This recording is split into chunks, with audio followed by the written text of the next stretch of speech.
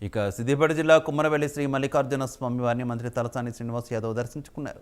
దేశంలో ప్రతిపక్షం ఉండదు అనే విధంగా కేంద్ర ప్రభుత్వం వ్యవహరిస్తుందన్నారు.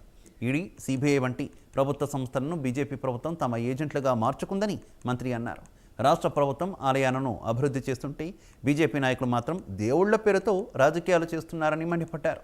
రాష్ట్ర ప్రభుత్వంపై కక్ష సాధింపులో భాగంగా కవితపై ఈడీ దాడుల పేరుతో వేధిస్తున్నారన్నారు.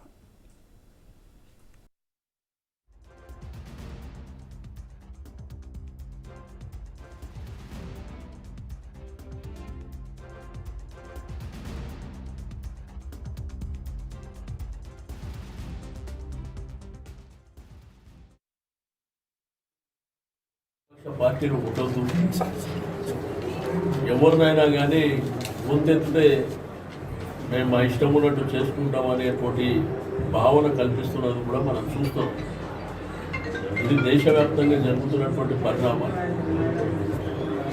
నిన్న చూస్తే కవిత గారు ఒక ఆడపడుచు తెలంగాణ ఉద్యమ నేపథ్యం కానీ, మరి బతుకమ్మ పండుగ, తెలంగాణలో పుట్టిన బతుకమ్మ పండుగని ఈ దేశం కాదు ప్రపంచం విశ్వవ్యాప్తం చేసినటువంటి ఒక మహిళ, ఒక పార్లమెంటు సభ్యురాలుగా మన దేశం కానీ, మన రాష్ట్రం కానీ, నిజామాబాద్ కానీ జరిగినటువంటి కార్యక్రమాల మీద పార్లమెంట్లో పొందెత్తినటువంటి బిడ్డ.